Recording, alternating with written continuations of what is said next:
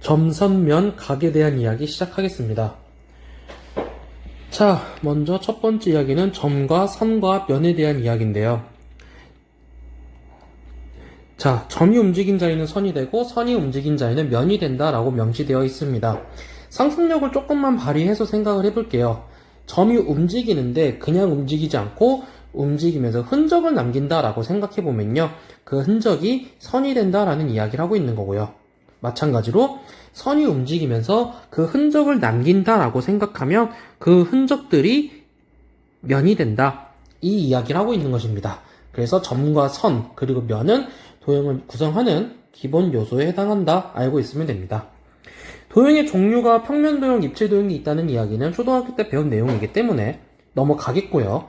교점과 교선에 대한 이야기입니다. 여기서 교는요, 교차로 할 때 교입니다. 그래서 만나다 라는 뜻을 가지고 있는 한자어인데요. 그래서 교점은 두 도형이 만날 때 생기는 점이고 교선은 두 도형이 만날 때 생기는 선입니다. 그래서 어떤 도형들이 만나야 점이 생길지를 생각해보면요. 선끼리 만나거나 선과 면이 만났을 때, 그리고 어떤 도형들이 만나야 선이 생기느냐라고 하면 면과 면이 만나서 생긴다, 이렇게 생각하시면 되겠습니다. 그래서 교선의 경우는요, 직선일 수도 있고 곡선일 수도 있습니다. 이런 경우에 대해서요. 그래서 새로운 용어들이 많이 등장을 하기 시작합니다. 그래서 각각의 용어들에 대한 정의 정확하게 기억할 수 있으면 되겠고요. 자, 직선의 결정. 한 점을 지나는 직선은 무수히 많겠죠. 당연한 이야기입니다. 이 점 A를 지나가는 직선을 그어라 라고 하면 굉장히 많은 직선을 그을 수 있는 것인데, 만약에 A라고 하는 점과 B라고 하는 점을 동시에 지나가는 직선을 그어라 라고 하면 지금 교재에 나와 있는 이 직선 한 개 이외에는 더 이상 그을 수 있는 직선이 없습니다. 그래서 서로 다른 두 점을 지나가는 직선은 오직 하나뿐이다. 다시 말해서 서로 다른 두 점은 직선 하나를 결정한다. 이렇게 기억하시면 되겠고요. 점은 보통 대문자 A, B, C로 나타내는 편이고요. 직선은 보통 소문자로 나타내는데 L을 가장 많이 사용하고 그 이외의 것들도 사용을 합니다. 직선, 반직선, 선분에 대한 이야기입니다. 직선은요, 교재에서는 설명이 이렇게 나와 있는데 좀 더 쉽게 이야기를 해볼게요.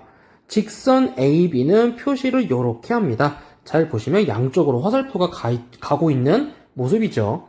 그래서 점 A랑 점 B를 지나가면서 양옆으로 계속 뻗어나가는 이러한 형태를 직선이라고 생각하시면 됩니다. 자, 그 다음에 선분을 먼저 이야기를 해볼게요. 선분은 지금 보면은 양옆으로 화살표가 없는 형태죠. 그래서 A, B에서 끝납니다. 지금 보시면 뻗어나가고 있질 않아요. 점선으로만 표현이 되고 있거든요. 그래서 점 A에서 출발해서 점 B에서 딱 멈추는 이러한 형태를 선분이라고 이야기를 합니다. 그래서 직선 AB와 선분 AB에 대한 이야기를 했고요. 이제 그 중간이라고 볼 수 있는 반직선 AB를 이야기해 볼 건데, 반직선 AB는 표현하기를 이러한 기호로 표현을 합니다. 잘 보면 화살표가 한쪽으로만 나가 있죠. 그래서 반직선 AB 같은 경우는 실제로 A에서 출발해서 B 쪽으로 뻗어나가는데, 잘 보면 A 쪽으로는 가지 않고 있어요. 이렇게 한쪽으로만 뻗어나가는 형태를 반직선 AB라고 합니다. 그래서 이 직선과 반직선, 선분에 있어서 중요한 내용은 무엇이냐면요. 직선과 선분 같은 경우는요, 직선 AB와 직선 BA는 서로 같은 직선, 선분 AB와 선분 BA는 서로 같은 선분이다라는 사실인데요. 반면에 반직선 AB와 반직선 BA는 서로 다른 반직선이다라는 것을 알 필요가 있습니다. 여기에 지금 표현되어 있다시피 반직선 AB는 A에서 출발해서 B로 나가는 형태, 그리고 반직선 BA는요, B에서 출발해서 A로 나가는 형태입니다. 그래서 반직선 AB와 반직선 BA는 서로 다른 직선이다 라는 것. 그래서 직선 AB와 선분 AB와는 다르게 알파벳의 순서가 다르면 서로 다른 도형을 나타내는 것이다. 이 사실을 알고 계시면 되겠습니다. 자, 그 다음에 두 점 사이의 거리에 대해서 이야기를 해볼게요. 어려운 이야기 아닙니다. 두 점 사이의 거리를 이야기할 때 사실 당연한 이야기죠. 최단 거리를 우리는 이야기를 합니다. 그리고 그 두 점 사이의 최단 거리라 하면 앞서 배웠던 선분 AB의 길이가 될 거예요. 그래서 여기 있는 꺾인 녀석의 길이가 될 수도 없고, 이 녀석 혹은 이 녀석처럼 곡선을 두 점 사이의 거리라고 이야기할 수 없고요. 선분 AB의 길이가 곧 두 점 사이의 거리다 라고 생각하면 되겠습니다. 그래서 선분기호라고 배웠던 이 녀석은요, 선분을 나타내기도 하고 선분의 길이를 나타내기도 해서 선분 AB의 길이가 2cm다라고 하면 이런 식으로 표현을 하겠다라고 알고 있으면 되고요. 두 선분 AB와 CD의 길이가 같다는 건 이렇게 표현할 수 있으면 되겠습니다. 자, 그 다음에 선분의 중점입니다. 선분의 중점이라고 할 때 이 중은 가운데를 뜻합니다. 그래서 중점이라고 하면 선분의 한가운데에 있는 점. 그래서 선분 AB의 중점 M이다 라고 하면 이 M을 기준으로 AM의 길이와 MB의 길이는 같을 거예요. 그래서 우리는 이렇게 중점을 표현을 합니다. AM과 MB의 길이가 같고 그것들은 선분 AB의 절반이다 라는 사실이죠.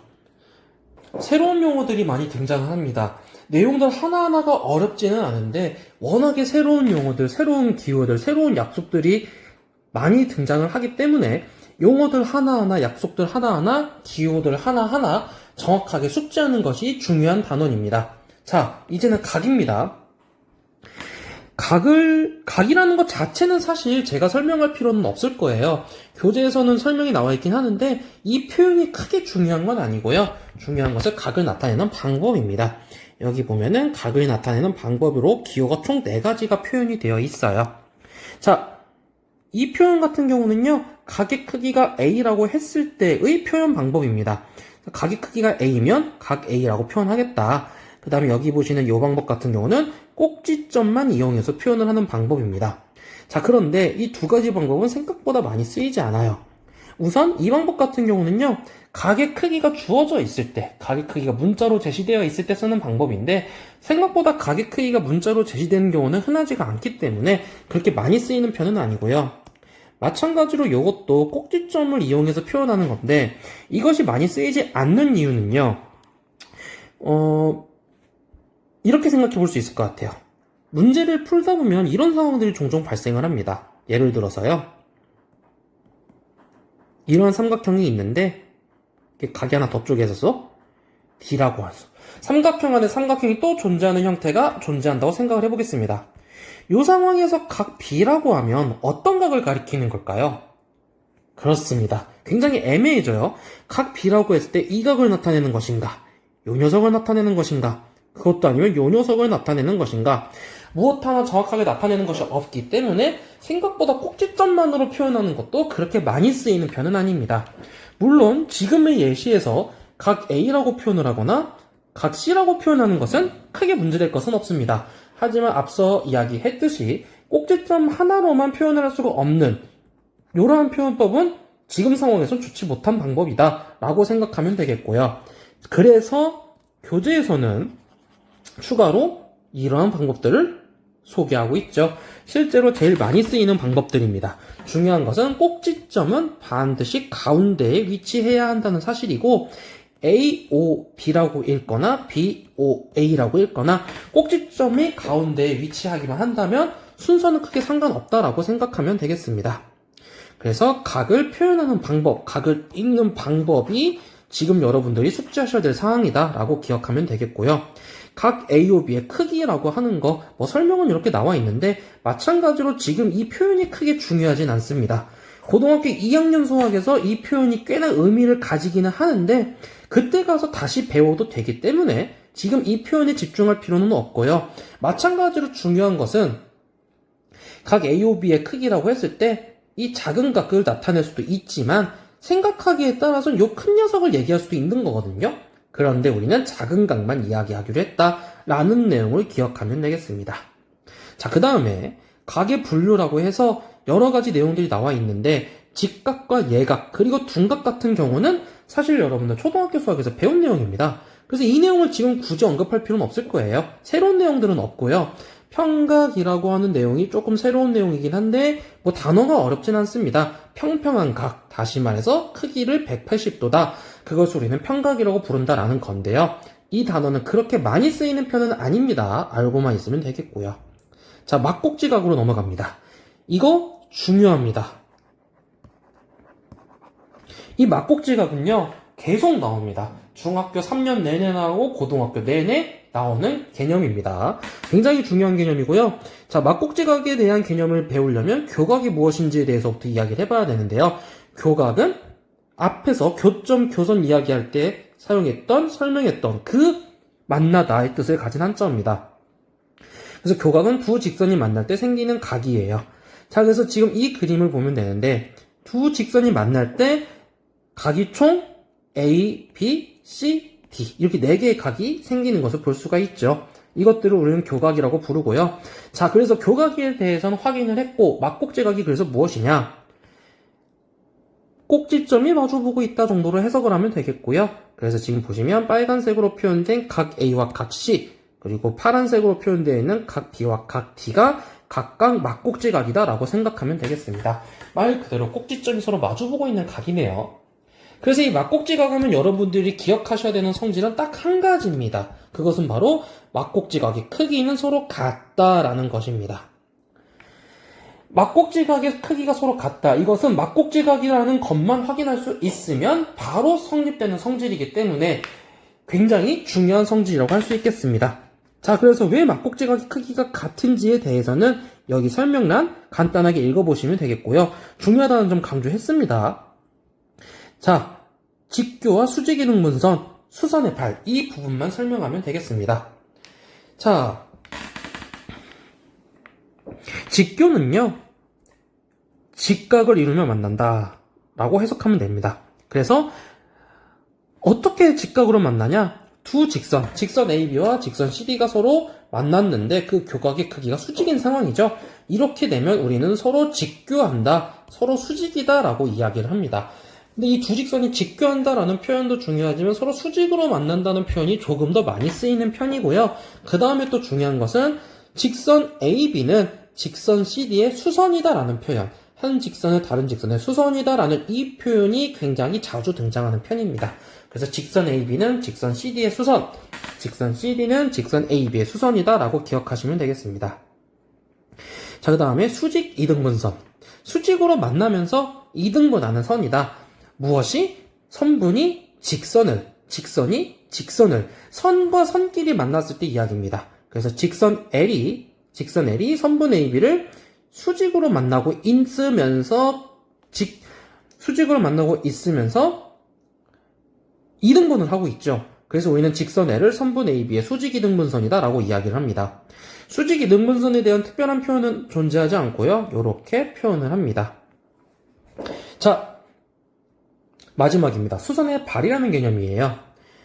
자, 점 P가 직선 L이랑 이렇게 떨어져 있는 상황인데 점 P에서 직선 L을 향해서 수선을 그었다라고 생각을 해볼게요.